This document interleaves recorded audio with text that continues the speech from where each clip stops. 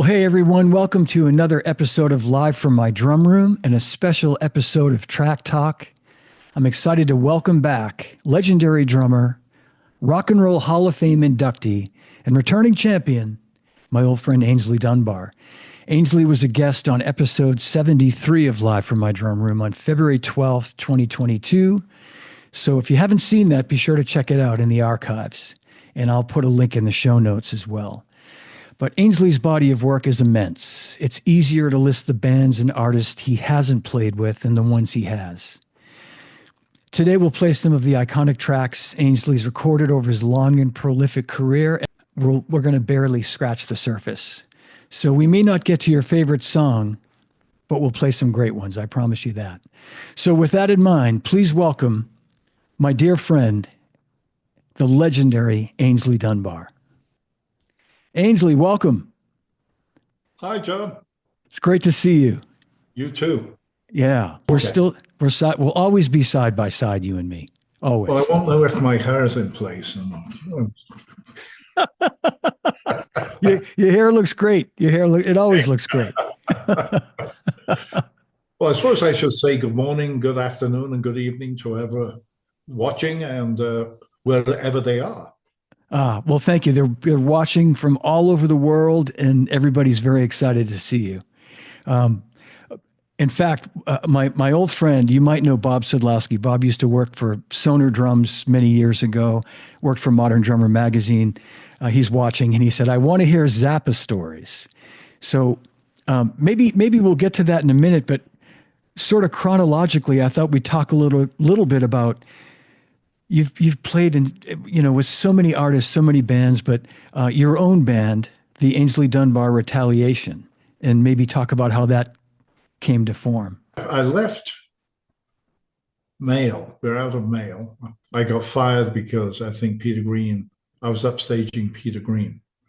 So they fired me, John did, and and I'm going, what should I do? So I think at that point, it became apparent that might as well start a band. So somewhere there, I met somebody who helped me put the band together. And that's one thing which is really sort of amazes me, because that's just gone over my head. But, like I don't even remember that part of my life. It's so far. Yeah.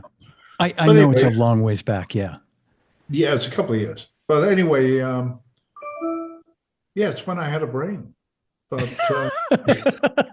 well, you know what, Aynsley, why don't we jump in? Why don't I play something from the album Dr. Dunbar's Prescription? Now, I'll tell you, I got to be honest. I had heard of Aynsley Dunbar Retaliation, but I'd never actually listened to the music. And this music's great. And I really dug this song, so I thought I'd play Change Your Lowdown Ways. Okay. Is that cool? Yeah, we can change our low down ways. And I know there's a lot of people watching that are probably very familiar with this. So it's hopefully it's going to resonate with some folks, and then we'll just sort of move on through the years, because you've played with so many people. As I was introducing you, I said it really is easier to name who you haven't played with than the people you have played with. It's incredible. And well, thanks, Joe. Absolutely, yeah.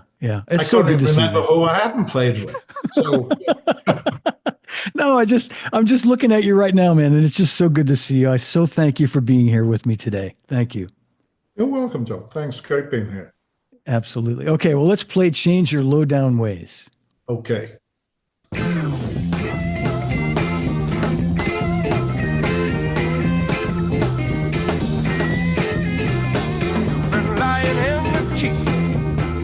Bugging me in every way. You've been lying and cheating, bugging me in every way. I'm giving you one chance now. You better change your lowdown way. Loud mouthing behind my back, you can tell it to my face. Behind my back, now you can tell it to my face. Let me hear the truth before I make to change your low down ways.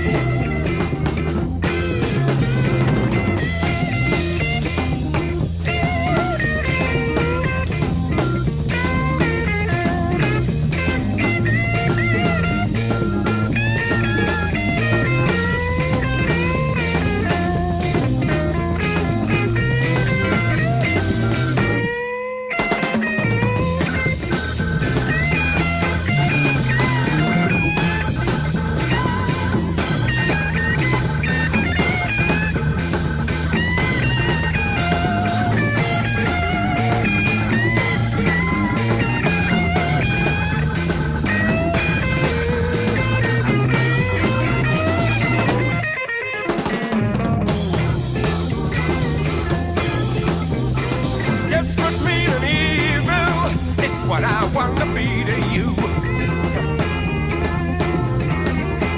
Desperate, mean, and evil is what I want to be to you.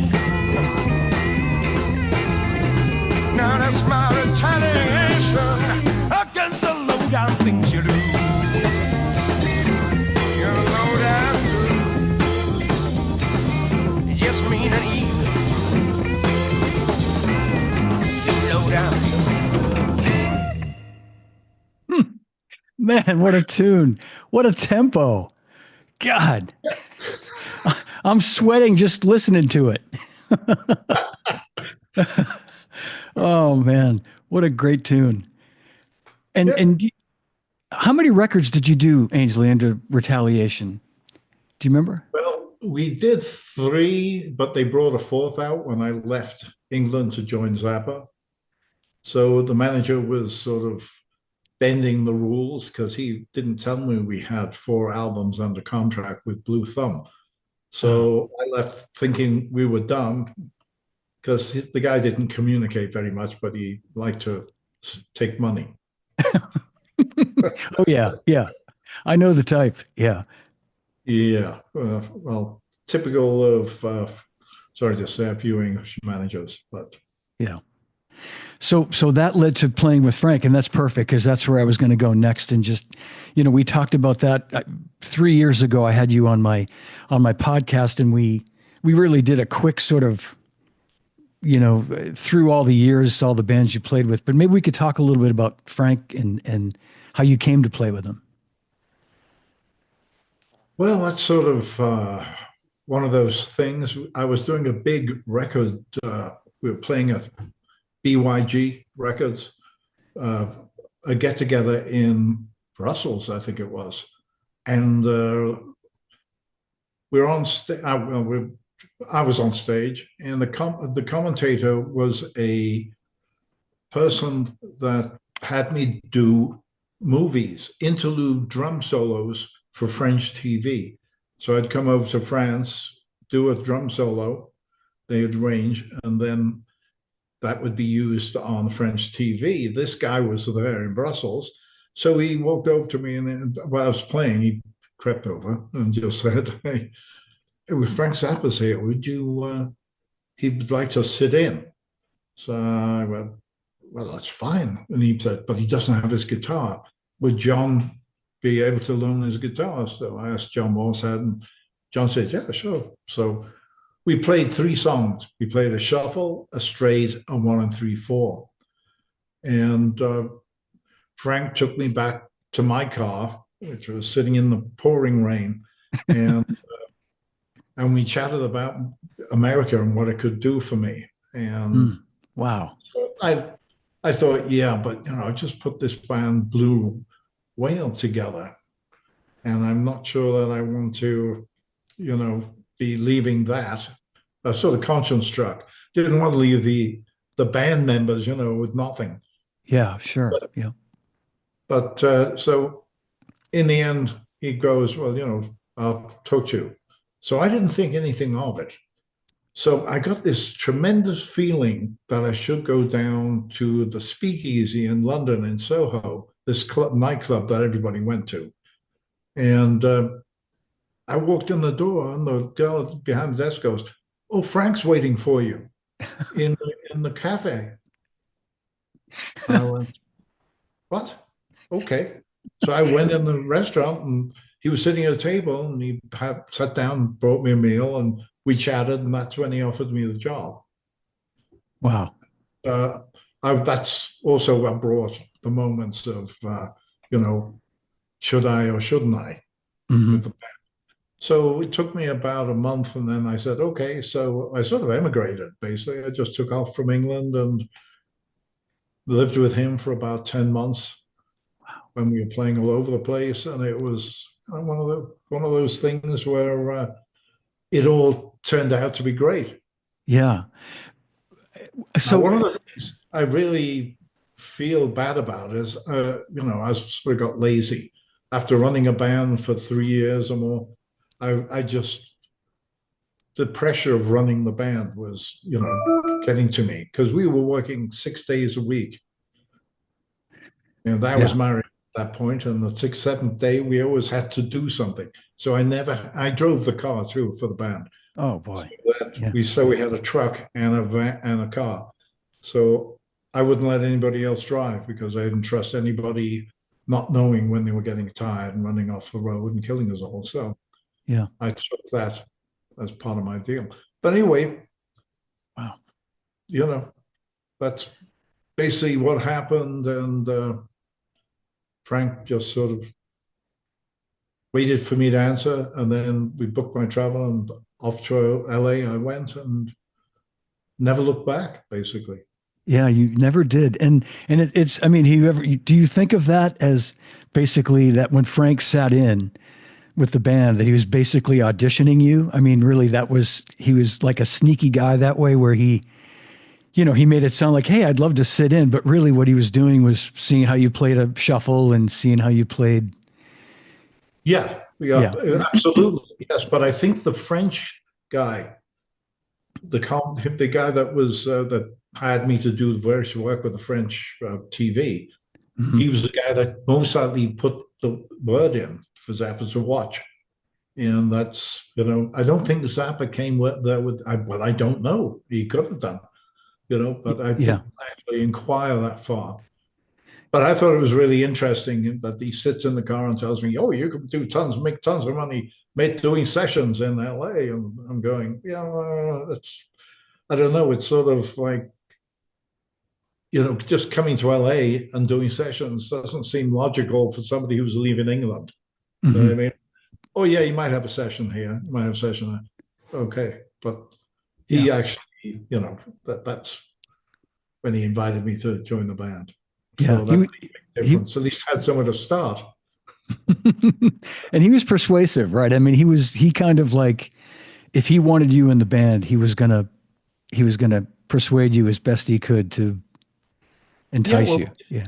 well, I hadn't really heard much of Frank's music, but when he spoke to me in the car, I went home and I bought some albums and started listening to his music, and Hmm. I really liked it because it was so different. It wasn't following blues, it wasn't following rock. It was just its own music. So that made a big difference for me. It was Yeah. like how to do it. Okay, play a song. Yeah. What song have you got lined up? Yeah, man.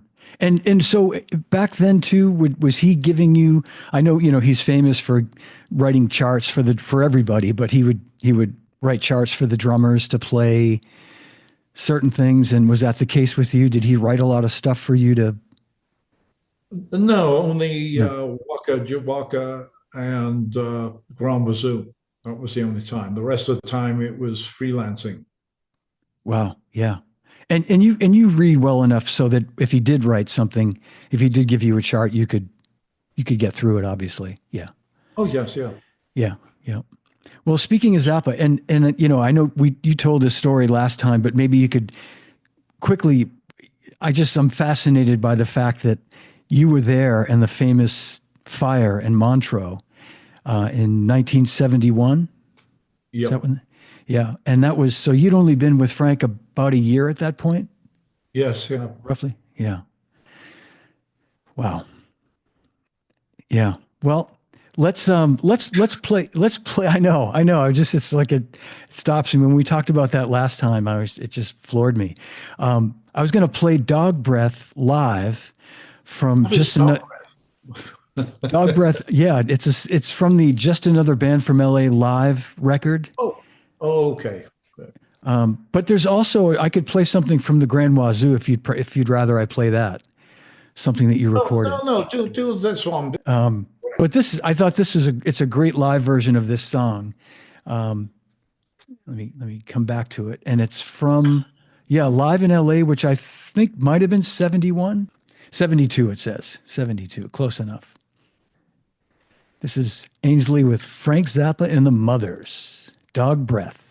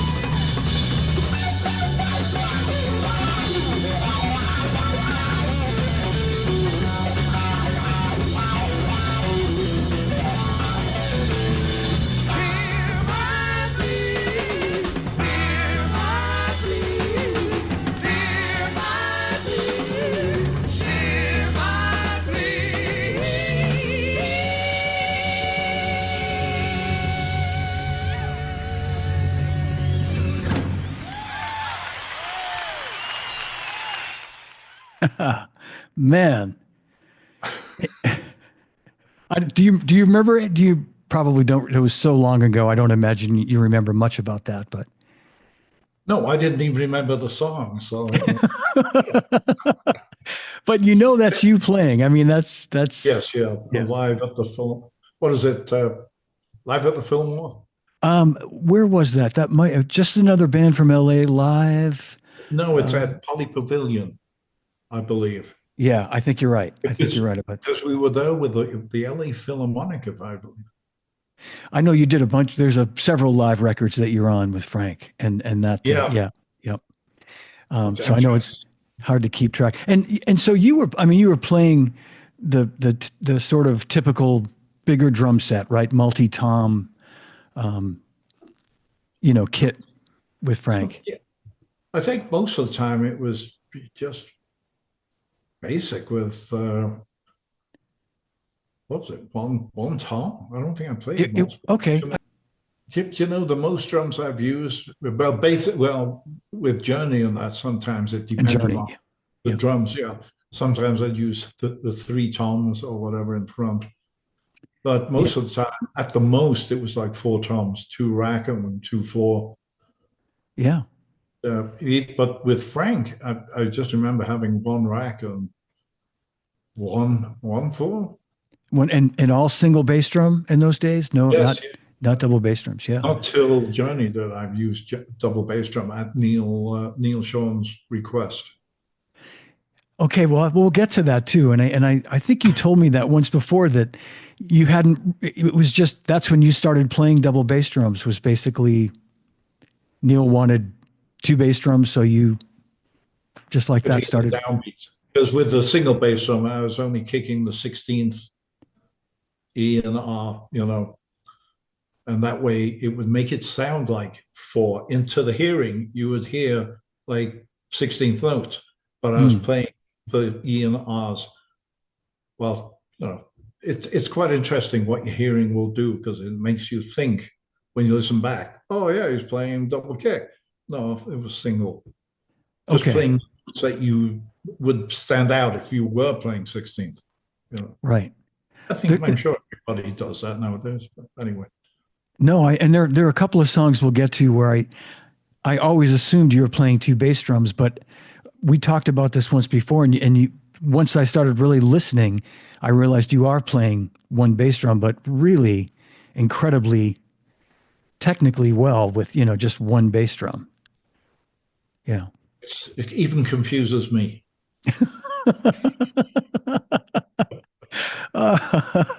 you find Waka Jawaka? Yeah, but it's just the ending of that song. It's like whole lead out. That's the thing. There's a little bit of a drum solo, then it goes into a lead out, and it was very interesting. Okay, let's play it. Okay, great. Here comes Waka Jawaka, Frank Zappa, 1972. Aynsley on drums, and I'm going to just bring it into about...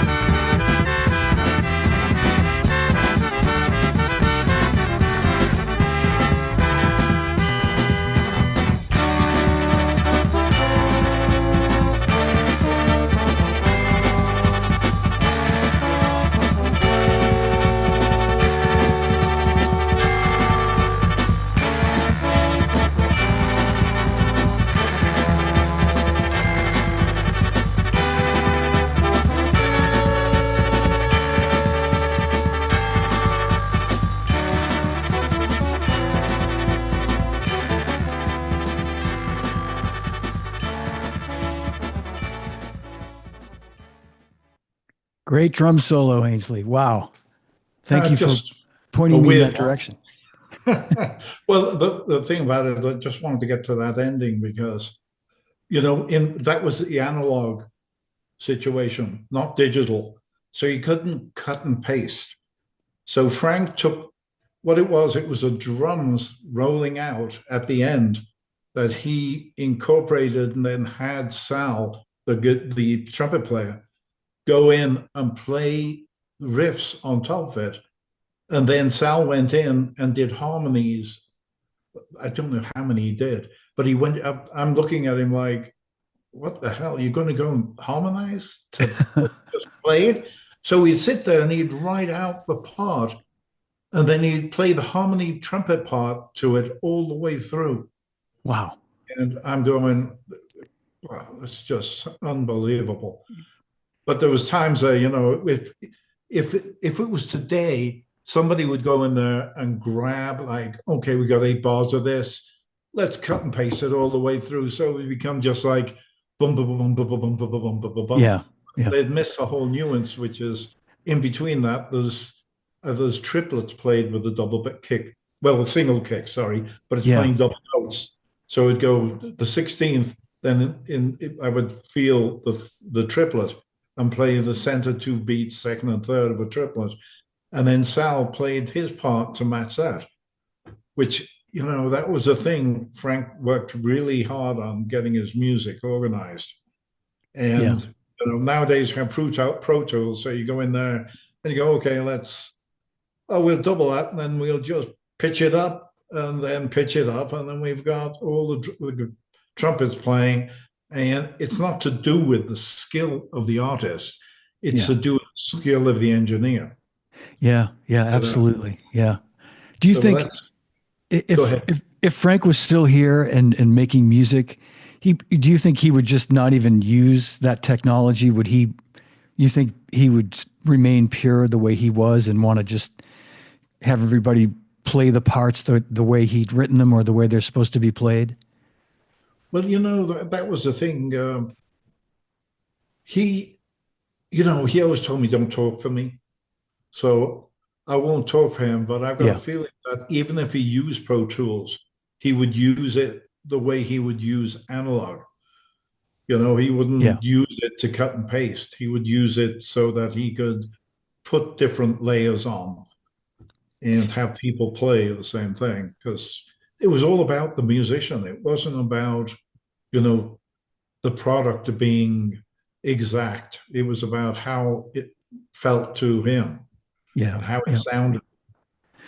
I understand that, Aynsley. And I do know, later, some of the drummers that came later, like Chad Wackerman, for example, Frank really embraced the electronic technology. Like Chad was playing Simmons drums.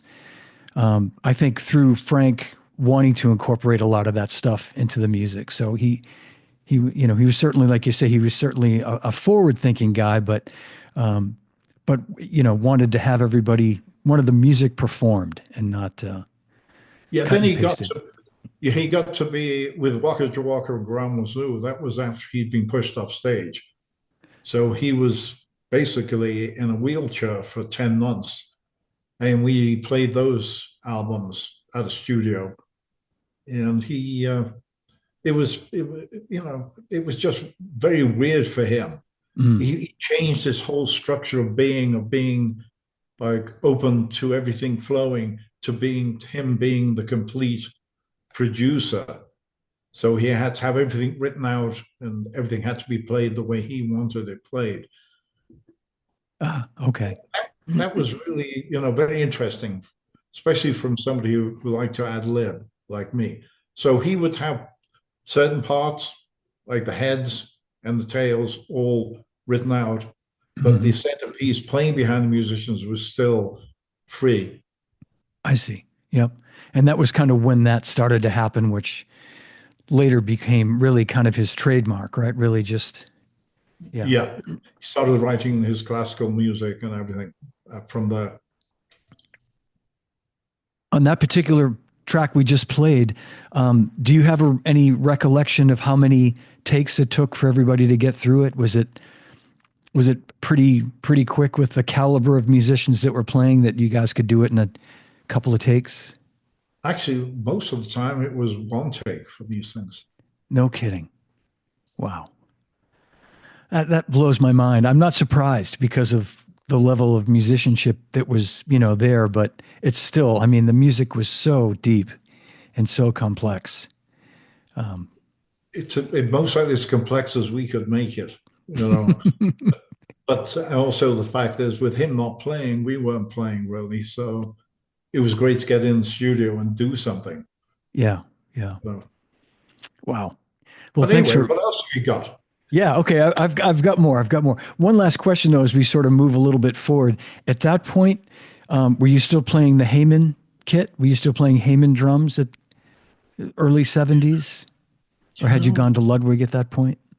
I think I'd moved to Ludwig, and I think Waka Jawaka I was playing with an 18-inch bass drum. No kidding. Okay. It was a Yeah. little jazz setup, 14 by 14 tom, 12 by 8, or 8 by 12, whatever they call it here. We call it 12 by 8 over ride tom. Yeah. I'm not even sure I think I might have been using a jazzier snare, thinner. They sounded tuned for jazz. But I wouldn't have thought they were, the actual jazz sizes, as you say. But yeah. Yeah, I Wow. was surprised. The kick drum just sounds the same as no matter how big the kick drum is, it still sounds like a kick drum. Well, no, going the opposite way, how small it is too. Yeah. It Yeah. sounds, depending on the engineer. Right. Right. Of course. Yeah. And you were probably playing the drums. They were pretty open as far as the muffling and the tuning. Yes, yeah, Yeah. I mean, your sound to me always sounded just organic, open, full, natural sounding. Yeah. yeah.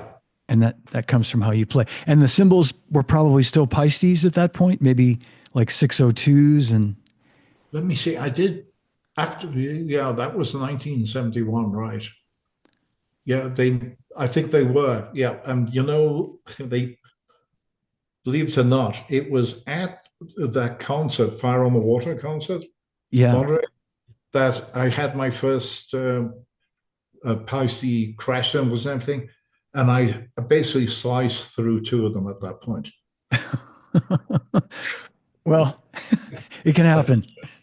It Yeah. did, but I was going for the sound and not the durability. Yeah. But they all disappeared in the fire. The only thing left was the LP cowbell. Amazing. It Amazing. is. Yeah.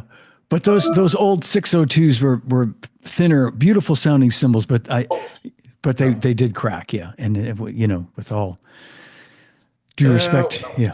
Yeah. we won't talk too much about that because they are great sounding cymbals.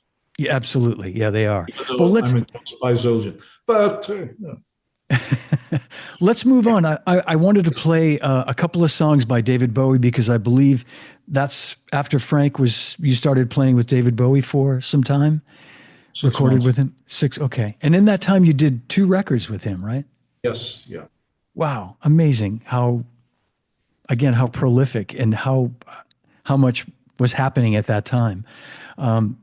This is from Pinups. This is Friday on My Mind, and I just want all the drummers at home listening to this. I'm sure you've heard this song, but really listen to the drum part that Aynsley came up with. I've always loved what you played on this, Aynsley, and I've been listening to it more recently. And there's a fill that you play. The song's 2 minutes 50, so it's about 2 minutes into it. I guess it's just before that last verse, and you play this really. The only way I can explain it is upside down drum fill that you've played a lot of in different songs, like really tricky, cool, not for the squeamish drummer to try to replicate kind of fill. So do you know the one I'm referring? I'll give a. I was just lucky, John. It's just beginner's luck. Yeah, exactly. All right. I'm going to play Friday on My Mind. Everybody dig this song. It's such a great song. And I'll give a heads up when we get to that part I'm talking about. Here we go. Aynsley Dunbar, David Bowie. Monday morning feels so bad. Everybody seems to like me. Coming Tuesday, I feel better. Even my old man looks good. Wednesday just don't go. Thursday goes too slow. I've got Friday on my mind. Gonna have fun in the city. Be with my girl, she's so pretty. She looks fine tonight. She's out of sight to me.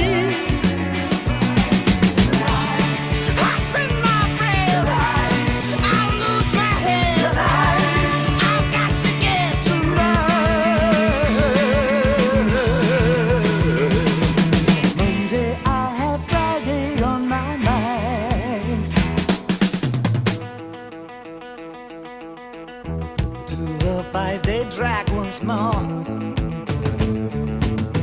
There was nothing else that bugs me more than working for the rich man. Hey, I changed that scene one day. Today I might be mad. Tomorrow I'll be glad. 'Cause I'll have Friday on my mind. Gonna have fun in the city. Be with my girl, she's so pretty. She looks fine tonight. She's out of sight to me.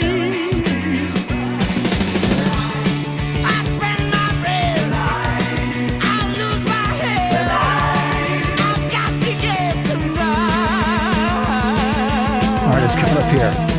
Here it comes right here. This right here.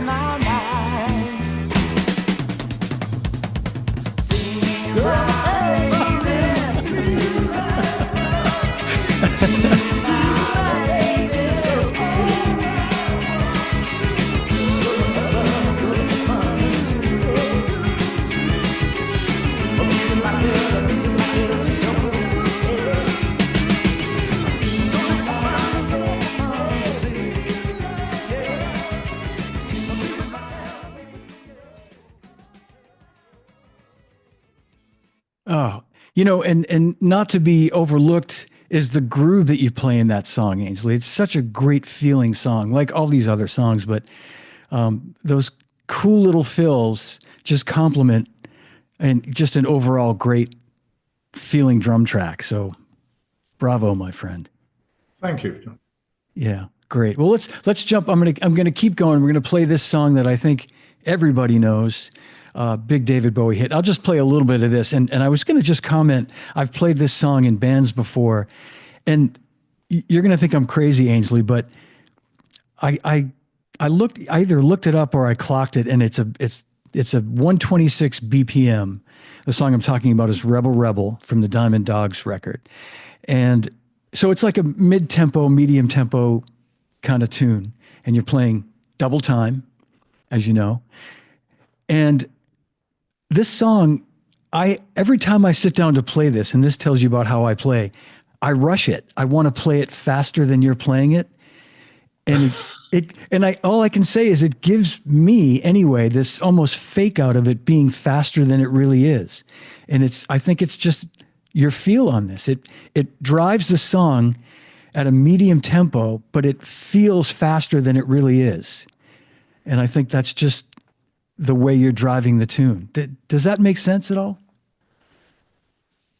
No. Well, yeah, it's mostly because I'm leaning the beat. Yeah. Lean on top of the beat, makes it feel like it's flowing faster.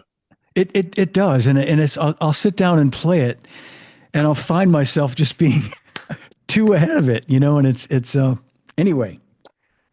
Doesn't say much for my timekeeping. Yeah, here we go. Rebel Rebel. David Bowie.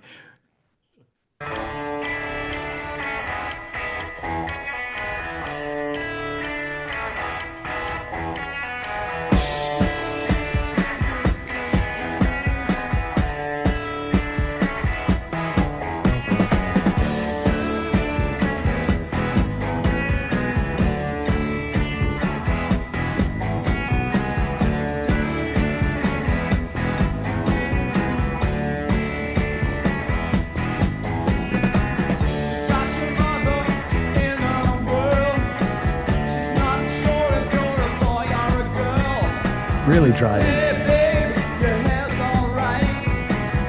Hey babe, let's go out tonight.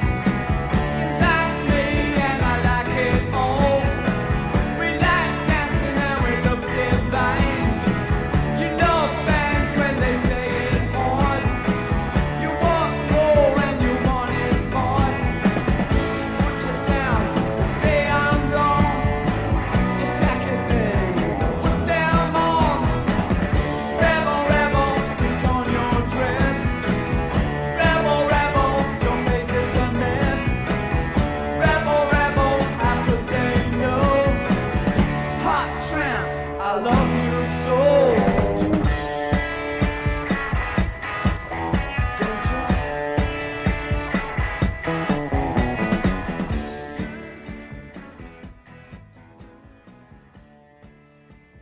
Such a classic song, and again, just a great example of just your restraint and just playing, just a simple groove, letting the melody and letting David's vocal be, the sort of star of the show. But just a great drum track, great supporting drum track. Well, thanks, John. Yeah. I just think it's great. Sorry, you were going to say something? Yeah, I was going to say it's just one of those things. You feel things. Yeah. And some things you can play a million notes over, and some things you just can't. Yeah. I mean, it was just basically a straightforward track, and we realized that when he started playing it, it didn't sound like there was too much room to do gigantic fills in there. Yeah. Just subtle fills, and just leave it to him. Yeah, and the fills that you do put in at the end of each verse or chorus are perfect. Just little exclamation points, little flourishes, just to sort of add something. Set it up. Yeah. Well done. And I, again, you probably think I'm crazy with my story about that, but yeah, it's one of those things. But all right, we're going to move on to Journey, and I'm going to play probably to everybody watching a really obvious song. There's so many great songs you recorded during your time with Journey. And I'm going to play Wheel in the Sky because I've always loved this song. And again, I've always been a fan of the compositional aspect of this song, how you created this great drum part, start to finish. The groove that you play during the verses, straight eighth notes in the hi-hat, but really distinctive. And all right, here it comes. This is Journey, Wheel in the Sky. And was this the first record that Steve Perry had joined the band on? Yes. Yeah. Okay. That's what I thought.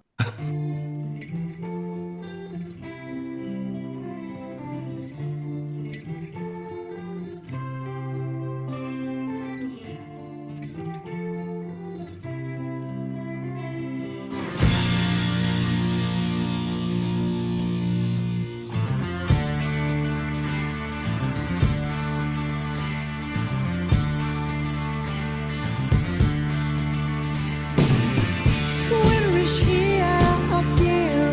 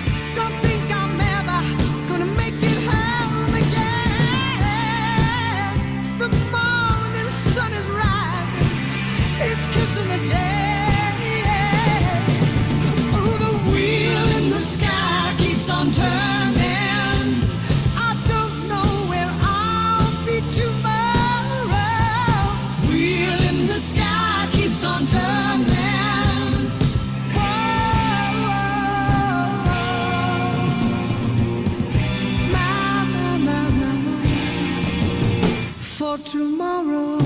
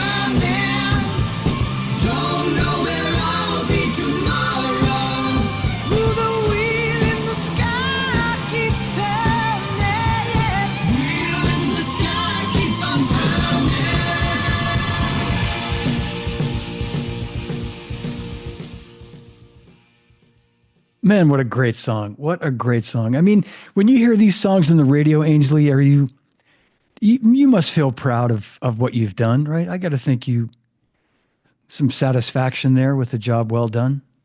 Yeah, well, Yeah. it's one of those things I just hear all these different bands playing all the time on different radios that it's great to hear the people love the songs. That's Yeah. more than anything. Yeah. Yeah. After putting all the energy into it, it's nice to have people enjoy it. Absolutely. And Bob Sedlowski, who I mentioned earlier, had a great question. I'll just ask quickly, how often did Neil sort of tell you what to play, or did he ever recommend parts for you to play, or were you just given the freedom to create your own parts for Yeah, songs? basically I was given the freedom to do what Yeah. I Okay. want to do. But then if there's anything that we were sort of sitting down wondering about, then of course everybody would chat about what we were doing because there were some songs which were different. You Yeah. know. Yeah. Did you play Kahootek? I I think and I good that you're yeah, doing this. It shows that this is live that's right. Exactly. from my drum room, from your drum room. No, and I should have run these songs by you. I just was No, no, I not at was all. I like the fact I like everything ad lib. All right, here we go. Kahootek. I don't know this song, so this is going to be fun.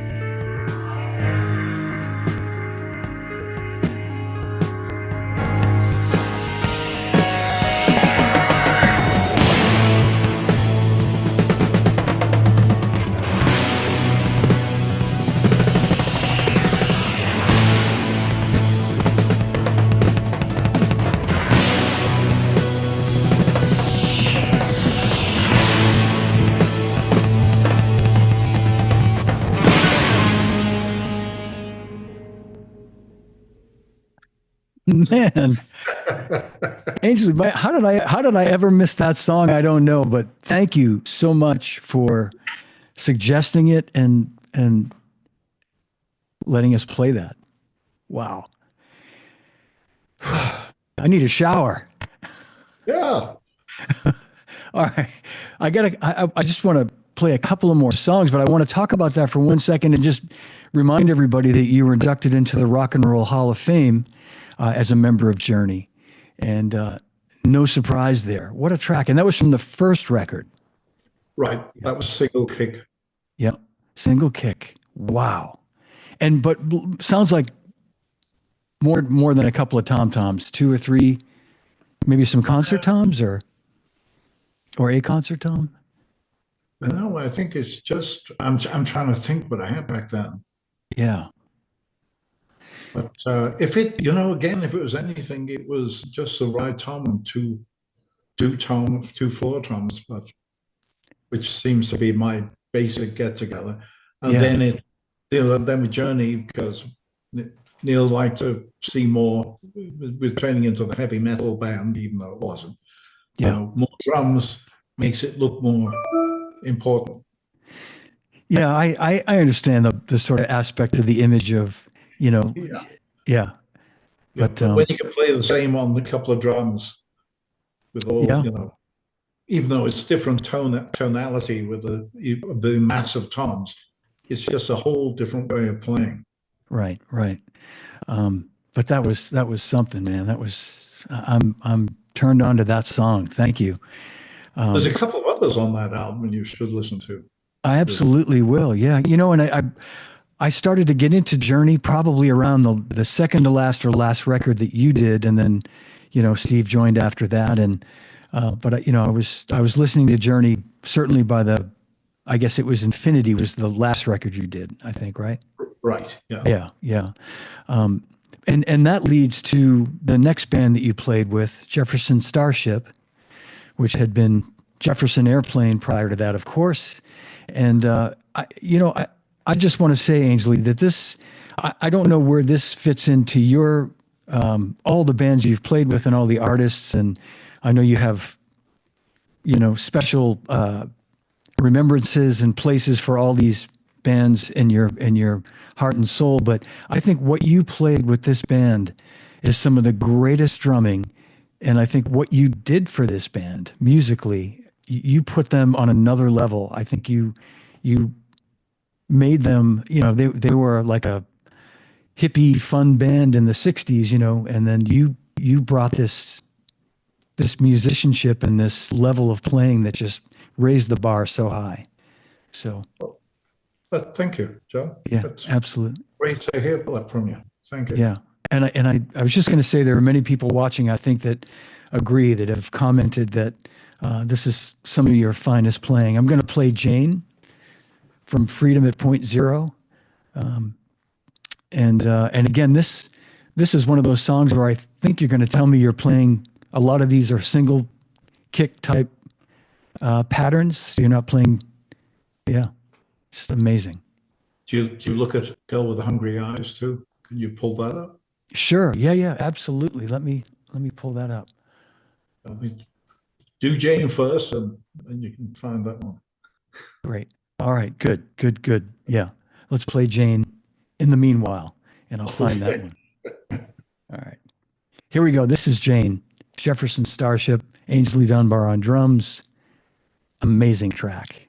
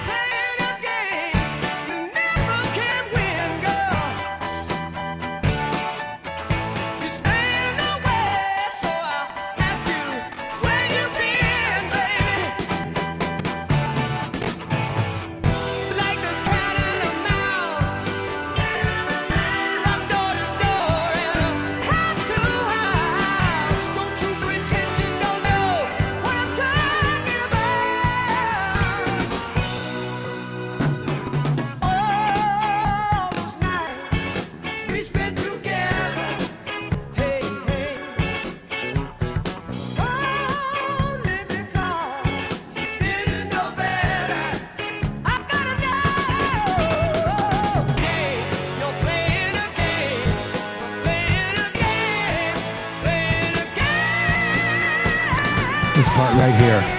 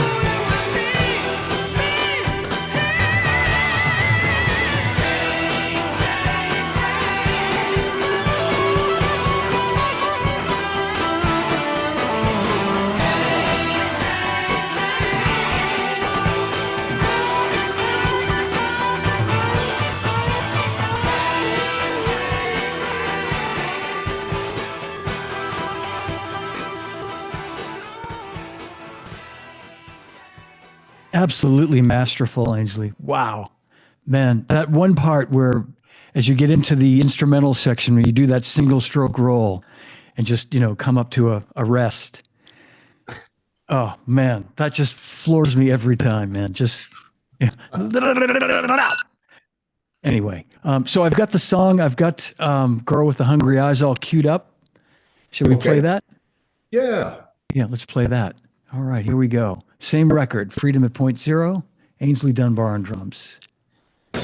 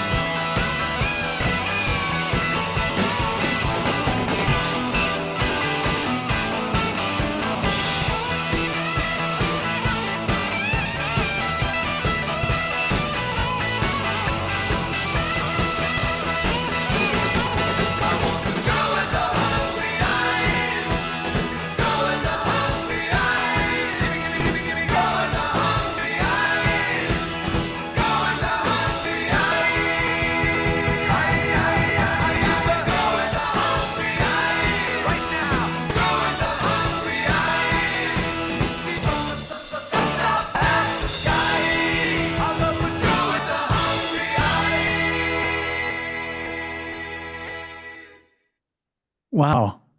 Never heard that song. You haven't? I haven't heard that. What a great song.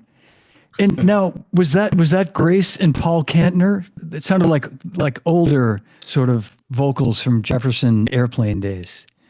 You know, that was what's his? Oh, God. Or maybe it was Mickey. It didn't. Mickey, yeah. It was Mickey singing. Okay. I mean, But it could have been Grace singing with him at that point. yeah, I think so. But she didn't want to be in the band at that point either. Yeah, there was a weird time, right, where she had sort of left for a bit and then came back. Yep. Yeah. And Ballon has left too. He didn't want to sing in the band. Yeah. Yeah. Because we changed it. That's why I think it changed to Starship. Right. I thought when Mickey joined the band, it just, I mean, I loved Marty Ballon's voice, but Mickey, what a singer, I mean, just incredible. Yes. He did bring a new light to the band as well. And you're playing as well. I mean, it got, I just think the music got, I don't want to say it wasn't interesting before, because it was interesting and experimental, but I guess the only way for me to explain it in my mind is the level of playing just came up to another level with you and the band. Just really. I appreciate the thoughts, John. At that point, we were all blasting away and having a great time. Yeah. I'm going to play another. I'm sorry. Go ahead. Oh no, go ahead. I was going to play another song by Jefferson Starship, and I just want to read a quick comment from my friend Greg Sarney, who I think you know. Greg is an old friend. We grew up in the same town, Melrose, Massachusetts, here on the East Coast. And he said to me earlier today, ask Aynsley if he remembers the time being pelted by lemons by Eric Burdon. I think he said at the House of Blues in Boston. And I think Greg drove you to your hotel afterward or something. He's a local DJ, has a blues radio program. Oh, okay. My friend, you remember him. Lemons? He said Eric Burdon pelted you with lemons during a show, I guess. Oh, well, that could happen. Eric. Yeah. All the times. If he's having a good time, he's supposed to having a good time. Yeah. It didn't surprise me when he mentioned it. So That's interesting. I'm going to have to check up with Eric on all that. Yeah, absolutely. All right. Well, yeah. I'm guessing it really Greg has a good memory, so it might have slipped your memory, but it sounds like it was an interesting little situation for you guys. So yeah, well, every night's a special night when we're playing. We never know what's going on. Right. People like I'd say one fan wrote to me or did something like he goes, "Oh yeah, you must sort of remember me because I was on the fourth row at this town somewhere at a concert," and he goes, "And you waved to me," and I'm thinking, okay, well, I'm sorry, but I waved to a lot of people. Yeah. To discern one person if I don't really know you. Yeah. You're like, oh yeah, now I remember you. You were that guy at the show. Yeah. That's right. That's when you gave me the $20 for waving it. Yeah, I remember. I don't know, Don. It's just so fun. So what else we got? What's all right. I've got another song from Jefferson Starship. No surprise. From the next record, Modern Times, it's the song Find Your Way Back. I love this song. And even if you're sick of hearing it, Aynsley, I'm going to make you listen. I'm going to play it. I run the show. You're on my show. Them the rules, buddy. I'm not sick of hearing it. In fact, no, I wouldn't think you're you are. revitalizing my memory because I don't listen to my old tracks. I don't listen to half of these things. I know. You told me that once. Yeah. Right. Okay. No, I remember us at a NAMM show talking about this, and you said I asked you about something, and you said, I don't, and I understand that. I know many people in your position that don't. You're onto something else, and you're not going back and listening. But if I were you, I'd be really proud of this song because this is really some amazing drumming. So here we go. Okay. Find your way back.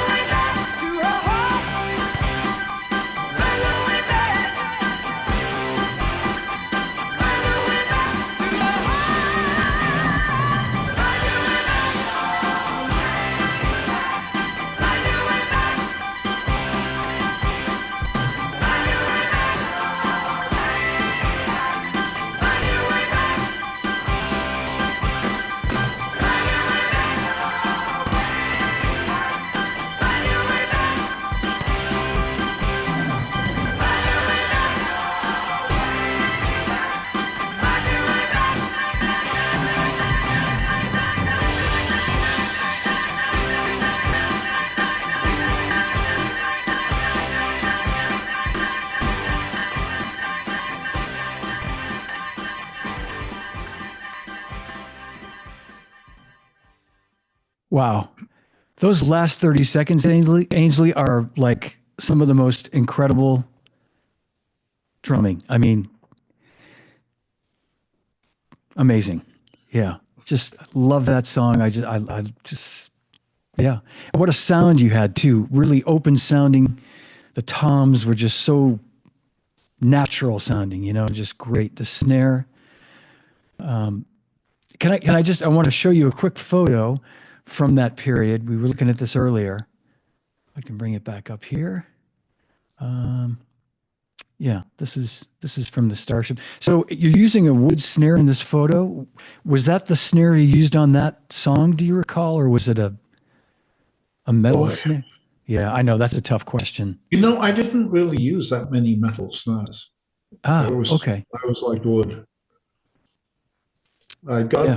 I had Ludwig gave me one of their metal snares, one of the special models, and then I had it for about a few months, and then Bill came and took it away from me and gave it to another band to play for a few months, whatever, I don't know. Oh, But wow. it was one of their specialty snares. And, it sounded, the thing with the metal snare for me was it pinged too much. Yeah. I, Yep. I like the thick wood sound, you know. Yeah. Yep. It's like it has you're right. It has the thing if you want that sort of honk, Yeah. like Bonham got from his snare drum, that's what you want to use. I just wanted to show this is a great photo. This is from a wonderful friend, the late, beautiful Lissa Wales, took this photo, and her family, her estate, was kind enough to let me use it today for the show. And I want to say it's from 1981, probably ish. I think it said that. Yeah, it says 1981 on the top. Yes. It Yeah. does. Okay. Yeah. Yeah. I know it's hard for you to pinpoint the year, but it's a great shot of you. And I want to thank Carlos Guzman and Mary Wales for letting me use this photo today. Look at that. Yeah. Handsome devil that you still are, Aynsley. Look at that, man. Well, when I take the wig off, I look the way I am now. All right. Well, I'm gonna excuse me. I'm gonna play one more song because it's getting late and I'm losing my voice. I so want to thank you for being here today and hanging with me. I have so many more things I want to ask you, but I'll have to wait till the next time. But these songs that we've just played, I'm guessing no click tracks on these, right? These were cut live. Well, I'm trying to think about that. We did use click tracks, only for, but I'm not sure which ones. I see. Okay. Only for the sake of the producer, Yeah. Yep. And like all producers, they go, okay, we got to get the drums down. So we spend X amount of going over tracks to try and get the drums down where everybody else messes up. And by the 24th take, oh, we got that. We got the drums. Everybody's got the song. Okay, now we're going to overdub the bass. Yeah. Yep. It's like, what the hell did we just do that for? So everybody learns the song for their parts. Mine, I'm drained of any expression. You know how it is. It's Yeah. Well, like that. This next song I'm going to play, and it's the last song. And I wondered about this song because knowing how the process was, this was from the '80s. It's Whitesnake's "Here I Go Again." You played on this record, and this was a huge hit, as you know, big hit. And there's a great drum break in the middle of it. And I kind of wondered if the drum break, did you have to overdub that, or did you play that live during the take? Do you remember? Do you know the middle? don't think we ever overdubbed. Okay. Yeah. But let's hear it. Okay, let's hear it. Yeah, I wondered if, and I only asked that question, Aynsley, from the standpoint of just, everything's back then, better than anybody how in excess things were. Like you'd go in the studio. You were telling me once that, they'd spend so much money making a record, and then they'd put the record out, it would sell 5 million copies, and no one would make anything because you had to recoup all the money back, and Yeah. yeah. So I wondered if, if this was a case of that sort of situation, but look, we'll play the track. It's "Here I Go Again," Whitesnake, and again, the great Aynsley Dunbar on drums. You all know this song.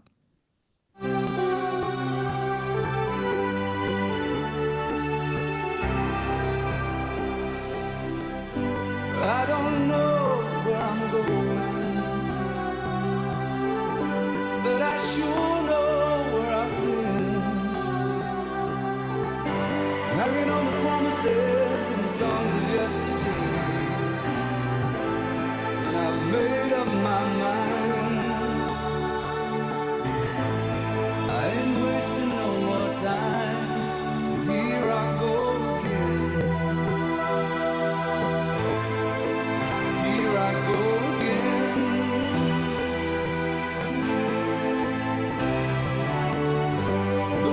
searching for an answer.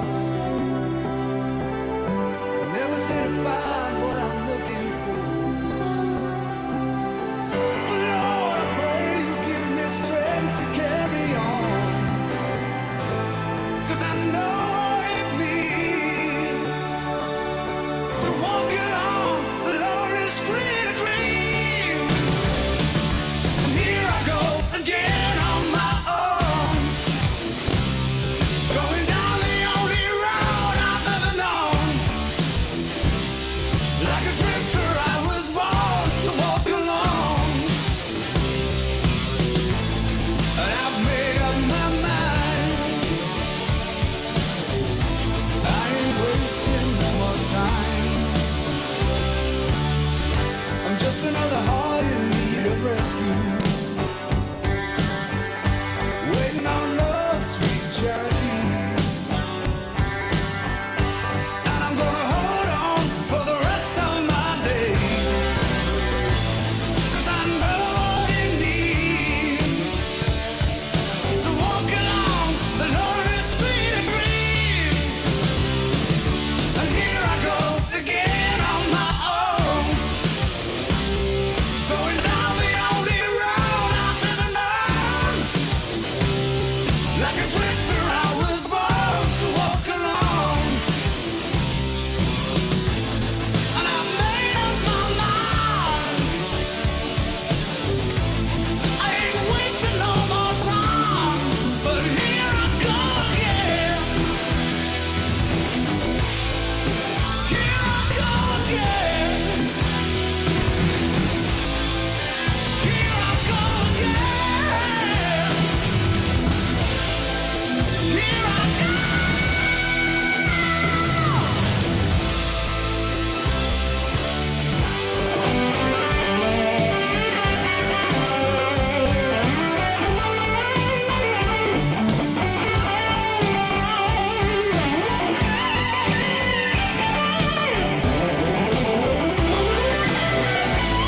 Cause I know what it means to walk along the lonely street of dreams. And here I go again on my own, going down the only road I've ever known. Like a drifter, I was born to walk alone. And I've made up my mind. I ain't wasting no more time. And here I go again on my own, going down the only road I've ever known. Like a drifter, I was born to walk alone. 'Cause I know what it means to walk along the lonely street of dreams. And here I go again on my own, going down the only road I've ever known. Man, another masterful track. Well, you should have played Still of the Night too. Someone asked if should we can play that if you want. Yeah, why not? Why not? All right, see? There I was thinking you were ready to go. All right, Still of the No, I'm Night. just going to drink my glass of gin and water. No, actually, it's just water. All right, here we go. Still of the Night. Yeah. Another big one.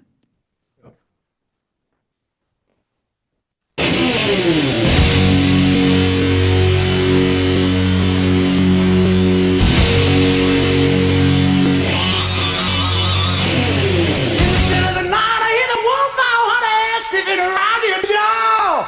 In the still of the night, I feel my heart beating heavy, telling me you gotta have more.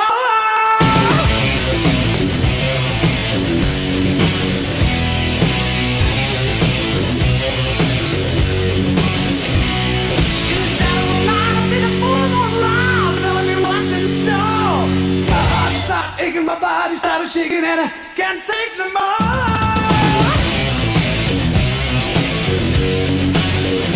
No, no.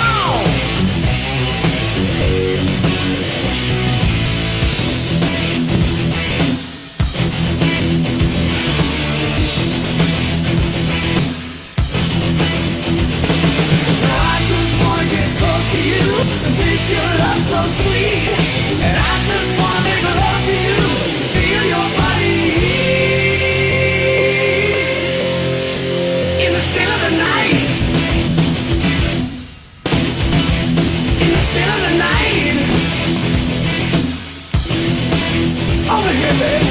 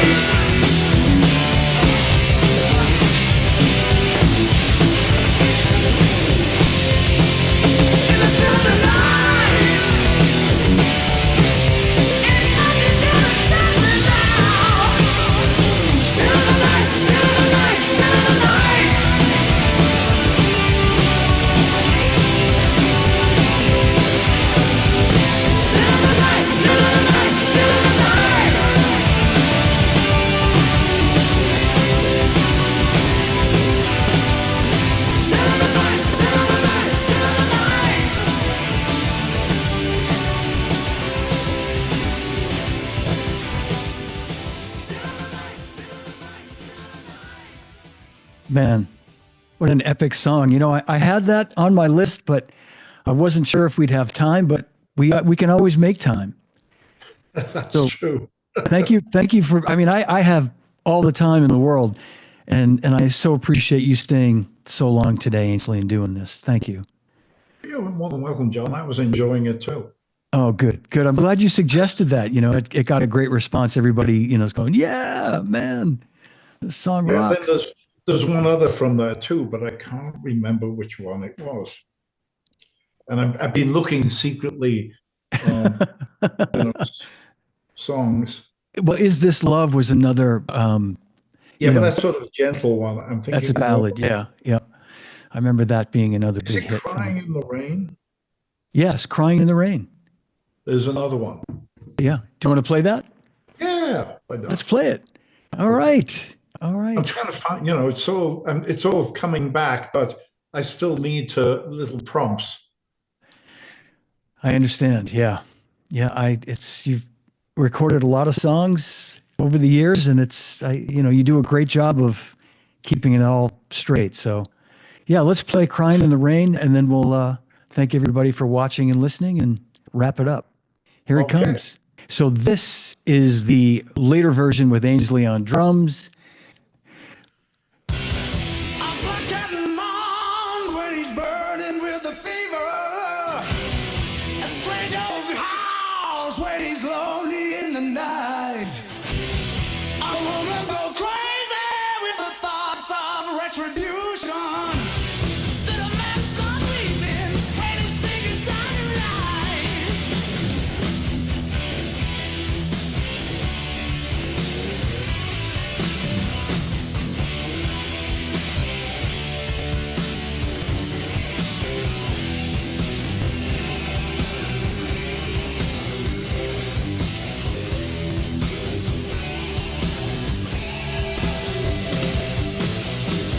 I keep on dreaming dreams of tomorrow.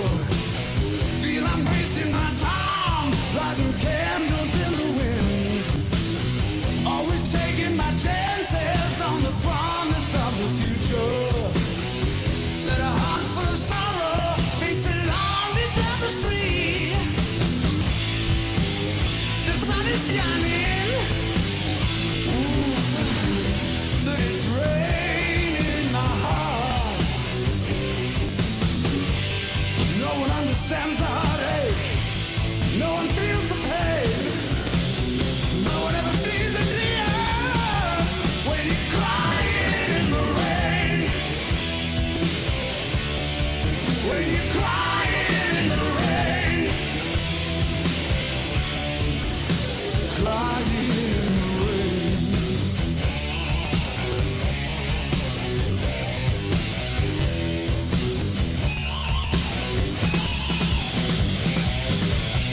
I can never deny all the sweet things I've tasted.